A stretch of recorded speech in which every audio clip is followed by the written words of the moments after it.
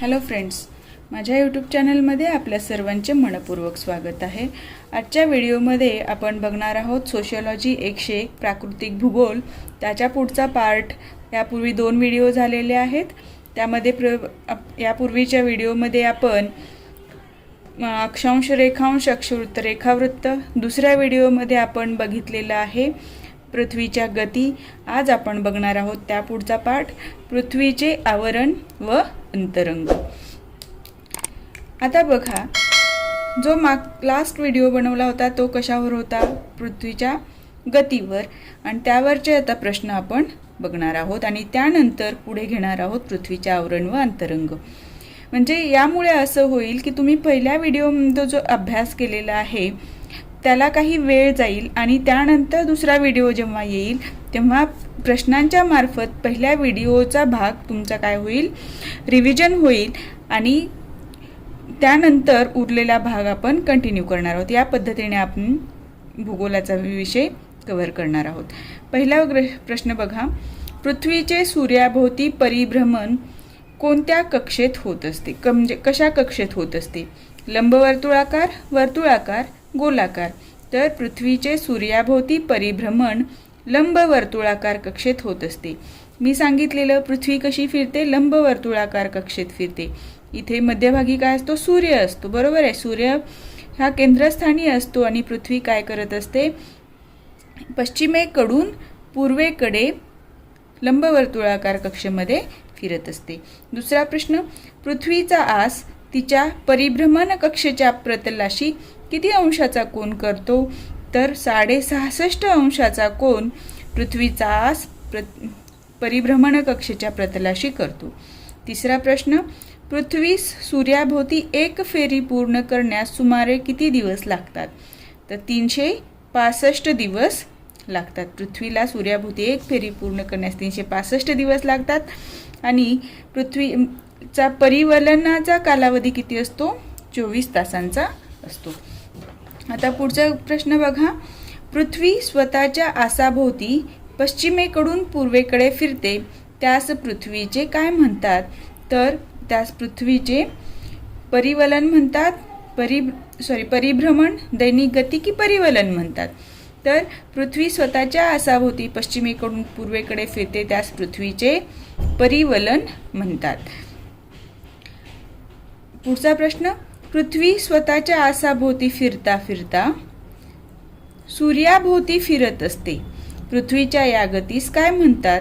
तर पृथ्वीच्या या गतीस काय म्हणतात? परिभ्रमण गती म्हणतात। जेव्हा फक्त स्वतःच्या आसाभोवती फिरते तेव्हा कुठली असते?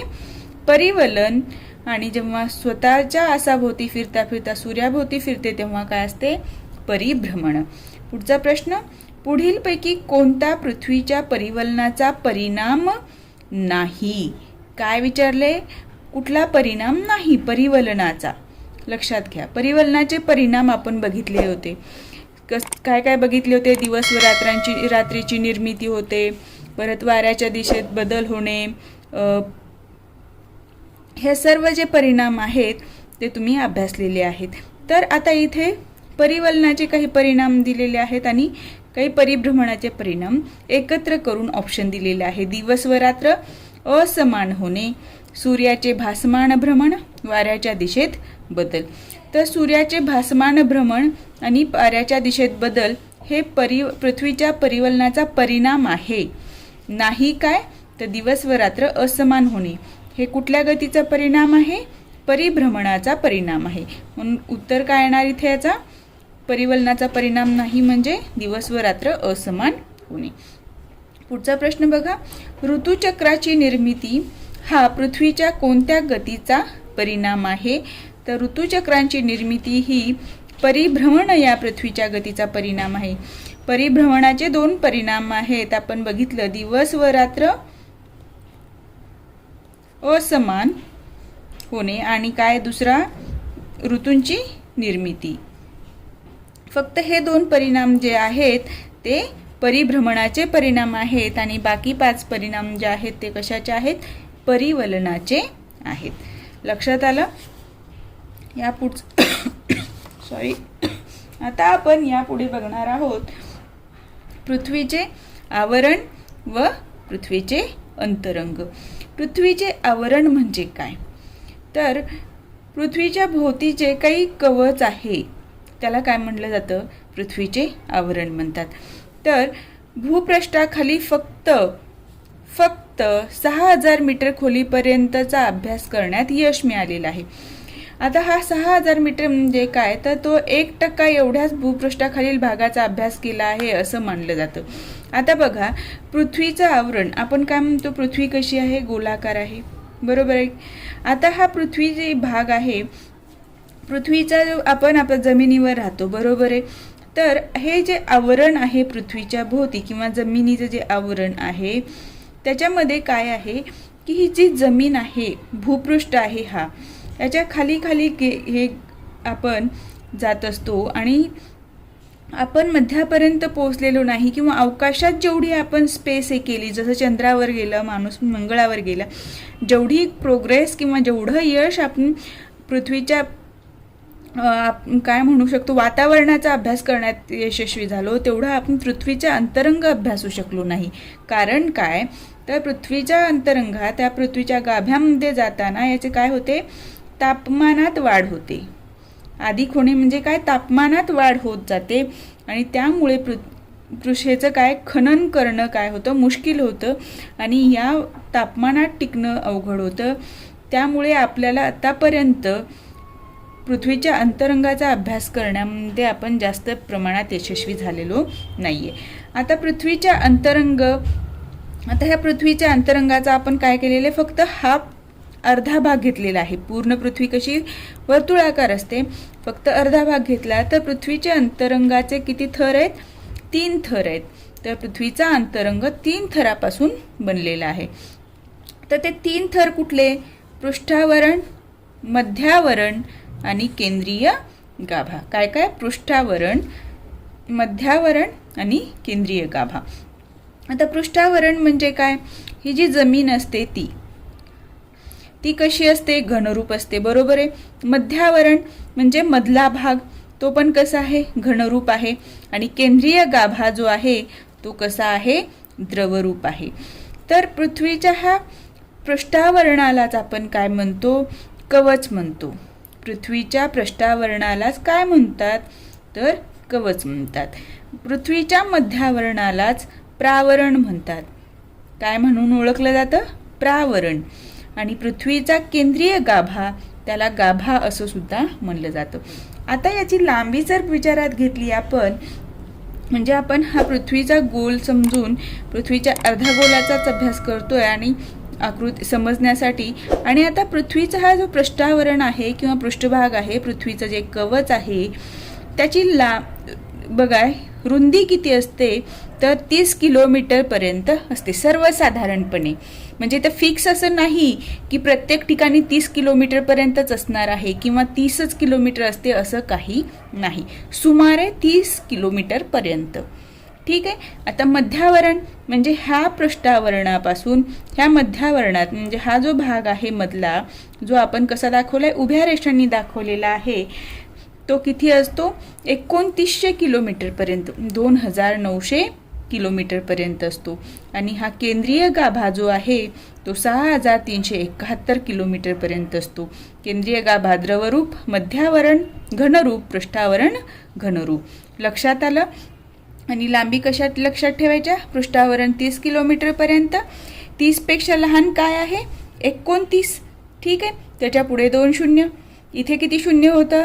1 शून्य होतं. इथे 2 शून्य. जर लक्षात राहत नसेल तर या पद्धतीने लक्षात ठेवायचं. आणि गाभा 6371 किलोमीटर. 3चा गुणाकार करा, 3 दोन्ही 6 आणि परत 3 एक 3 आणि पुढचं तुम्ही हे लक्षात ठेवू शकता. म्हणजे ऑप्शन जरी आलं तरी या पद्धतीने तुम्ही लक्षात ठेवू शकता. म्हणजे पृष्ठावरण आहे 30 आणि 30पेक्षा लहान 1 मध्यावरण 29, पुढे 2 शून्य आणि केंद्रीय गाभा कसं?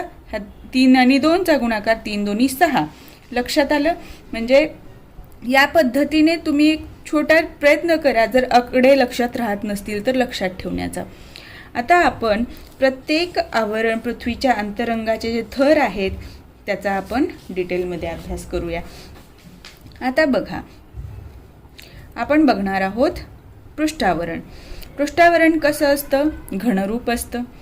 सर्वसाधारणपणे किती किलोमीटरपर्यंत आहे? 30 किलोमीटरपर्यंत आहे. आता या पृष्ठावरणाची जाडी वेगवेगळ्या ठिकाणी कशी असते? वेगवेगळी असते. म्हणजे आपण म्हणतो जमिनीचा पोत, आपण म्हणतो माती, उदाहरणात सांगते मी, शेतातली माती कसं विचार केला तो की याचं शेत चांगल्या दर्जाचं आहे, ते काळे माती आहे, ते रेताड माती आहे. म्हणजे हा आपण जे खडक आपल्याला सापडतो, जसं असं विविधता आहे तशीच पृष्ठावरणाच्या जाडीमध्ये सुद्धा काय आहे? वेगवेगळ्या ठिकाणी विविधता आहे. त्याची म्हणजे रुंदी किंवा जाडी कशी आहे? कमी जास्त प्रमाणात आहे. समुद्र तळावर पृष्ठावरणाची जाडी किती आहे? 4 ते 7 किलोमीटरपर्यंत असते सर्वसाधारणपणे, आणि भूखंडाखाली 20 किलोमीटरपर्यंत, पर्वताखाली 70 किलोमीटरपर्यंत. हे असं का असतं? तर बघा, हा आहे पृथ्वीचं पृष्ठावरण समजूया. ठीक आहे, बेस धरूया, याला पाया धरू.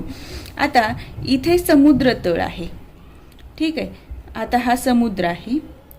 ठीक आहे, आता हा समुद्र वाहतोय आपला. आता भूखंड आहे जो आपल्याला, इथे आपली जमीन आहे, ही भूखंड. ठीक आहे, हा समुद्र, भूखंड, आणि आपण धरूया पर्वत. ठीक आहे, आता बघा,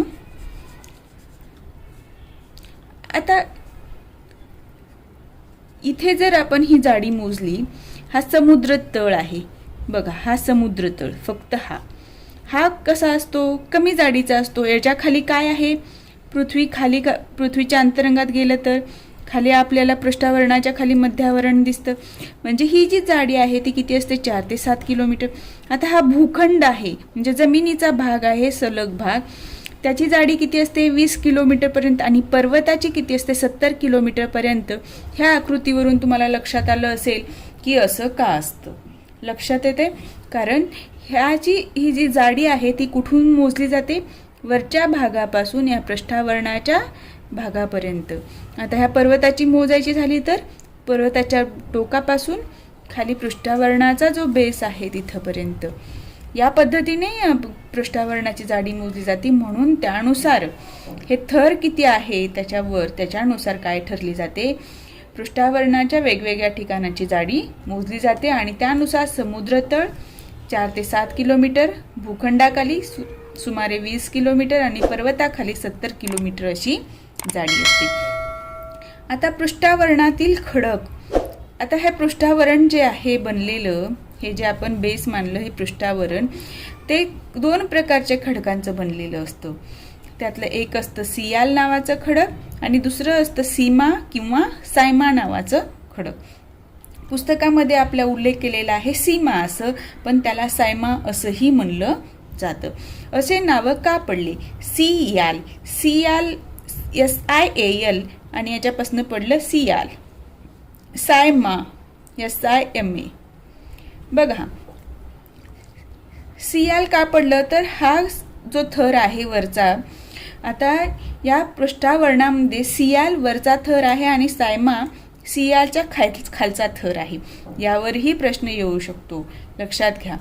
वरचा पृष्ठावरणातील वरील थर कुठला खडकाचा?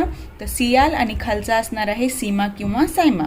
सियालमध्ये सिलिकॉन आणि ॲल्युमिनियम या 2 खनिजांचं प्रमाण जास्त असतं, म्हणून त्याला काय म्हणतात? सियाल म्हणतात. आणि सीमा किंवा सायमामध्ये सिलिकॉन आणि मॅग्नेशियमचं प्रमाण जास्त असतं, म्हणून त्याला नाव दिलं जातं सीमा. लक्षात आलं? पृष्ठावरणाच्या पृष्ठावरणातील खडक किती प्रकारचे असतात? 2 प्रकारचे, सियाल आणि सीमा. असंच लक्षात ठेवा, म्हणजे वरचा कोणता आणि खालचा कोणता हेही तुमच्या लक्षात राहण्यास मदत होईल. आता बघा, सियाल थराने पृथ्वीचा पृष्ठभाग व्यापलेला आहे. सियाल थराने, सीमा थराने म्हणले का? नाही, तर सियाल या थराने पृथ्वीचा पृष्ठभाग व्यापलेला आहे. कारण सियाल हा थर काय असतो? पृष्ठावरणात वरच्या बाजूला असतो. आता सियाल येथील खडकाची घनता कशी असते? अधिक असते, घनता अधिक असते. आणि निर्मिती कशापासून झाली? तर ज्वालामुखीपासून निर्मिती झालेली आहे पृष्ठावरणाची किंवा सियाल या थरातल्या खडकाची. लक्षात आलं इथं?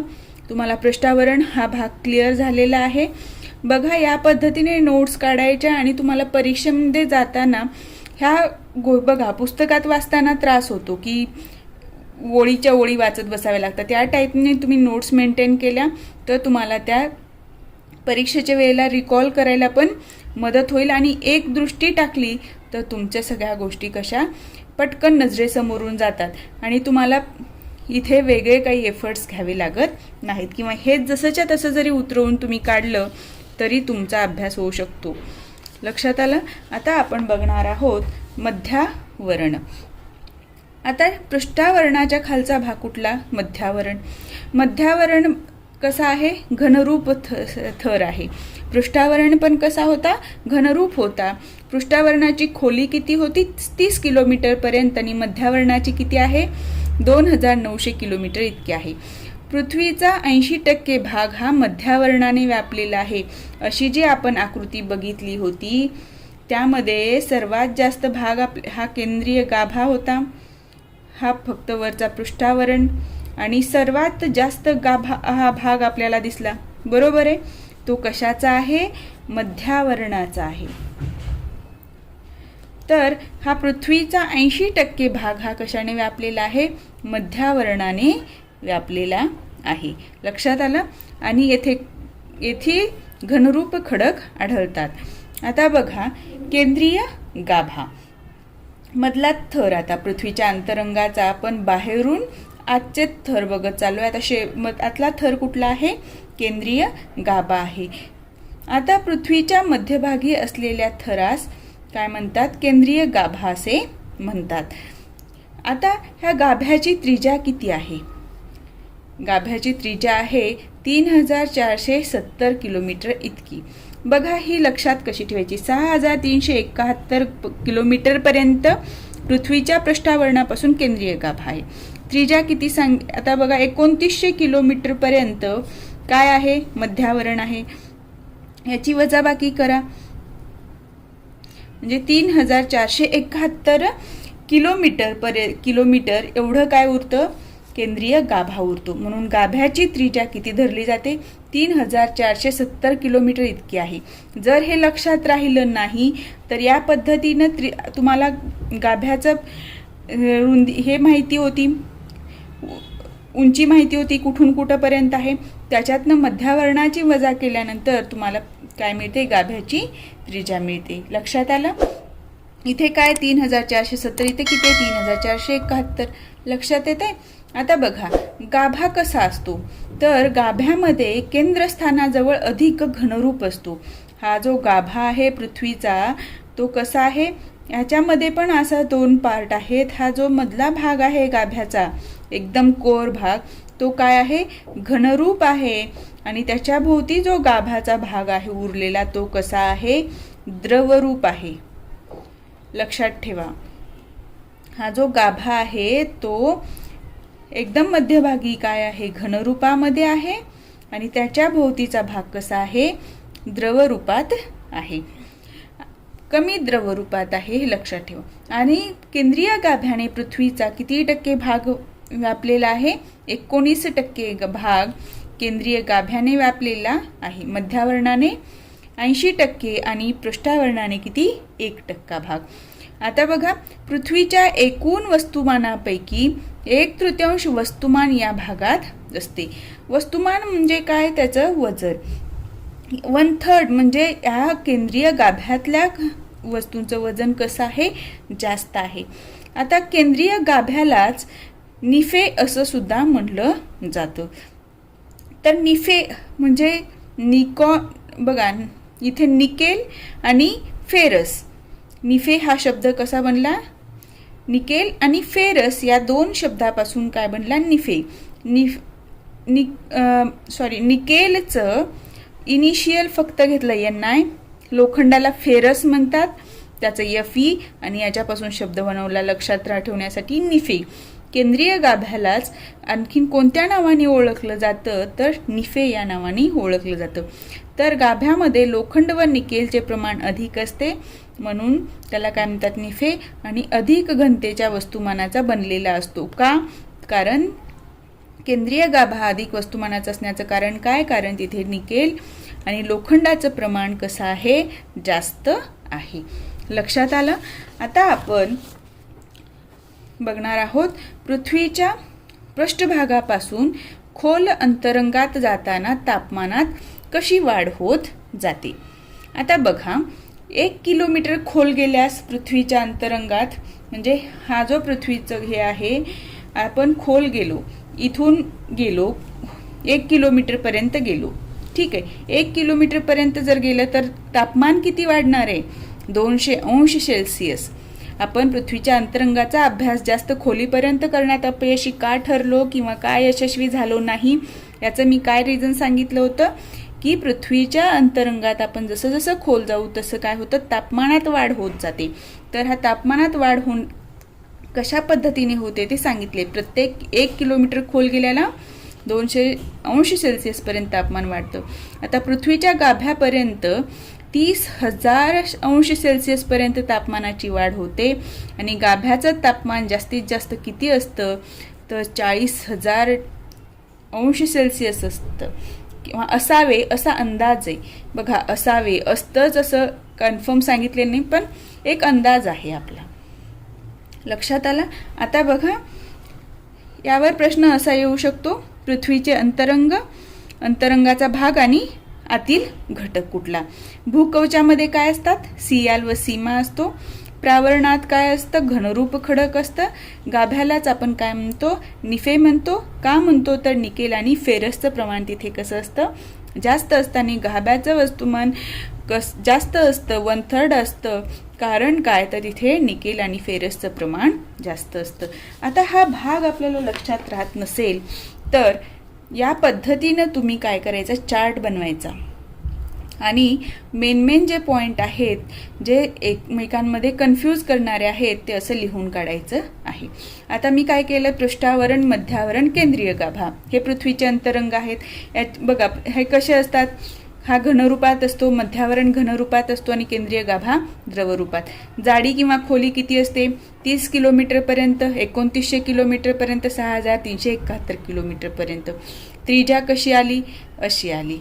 ठीक आहे, इथे 2900 करायला पाहिजे, 3471. आता बघा, पृष्ठावरणामध्ये 2 भाग पडतात, सियाल आणि सीमा. सियाल का? सिलिकॉन आणि ॲल्युमिनियम. सीमा सिलिकॉन आणि मॅग्नेशियम. हे खडक कसं असतो? मध्यावरणामध्ये घनरूप खडक असतो. केंद्रीय गाभ्याला निफे म्हणतात कारण निकेल आणि फेरसचं प्रमाण जास्त. व्याप्ती कशी आहे? पृष्ठावरणानं 1% भाग व्यापलाय, मध्यावरणानं 80% भाग आणि केंद्रीय गाभ्यानं 19% भाग व्यापलेला आहे आणि एकूण वस्तुमानाच्या 1/3 भाग केंद्रीय गाभ्याचा आहे. आता समुद्र तळावर पृष्ठावरणाची जाडी किती आहे? 4 ते 7 किलोमीटर भूखंडाखाली, 20 किलोमीटर पर्वताखाली, 70 किलोमीटर. खडकांची घनता कशी असते? जास्त असते आणि निर्मिती ज्वालामुखीपासून होते. आणि केंद्रीय गाभ्यामध्ये केंद्रस्थान कसं असतं? अधिक घनरूप असतं आणि त्याभोवती कमी द्रवरूपामध्ये आढळणारा हा एक थर असतो. जे मी असं सांगितलेले, एक गाभा, त्याचे 2 पार्ट, हा जो असतो मधला तो जास्त घनरूप असतो आणि हे कमी द्रवरूपात काय असतो? त्याच्या भोवती एक थर असतो. लक्षात आलं? या प्रकारे आपण पृथ्वीच्या अंतरंगाचा भाग पूर्ण केलेला आहे. यामध्ये तुम्हाला जर ऑब्जेक्टिव्ह ही प्रश्न विचारले तरी यावरचा तुमचा एकही प्रश्न चुकणार नाही.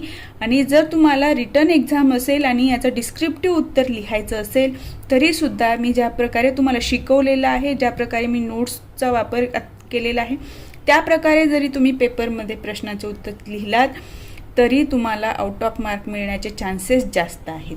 तुमचा एकही पॉईंट मिस होणार नाही आहे. ठीक आहे, आता आपण इथेच थांबूया. या भागावरचे प्रश्न पुढच्या व्हिडिओमध्ये बघू आणि त्यानंतर याच्या पुढचा जो भाग आहे तो पुढे आपण कंटिन्यू करूयात. तुम्हाला जर माझा हा व्हिडिओ आवडला असेल तर व्हिडिओला लाईक करा. चॅनलवर नवीन असाल तर चॅनलला सबस्क्राईब करायला विसरू नका.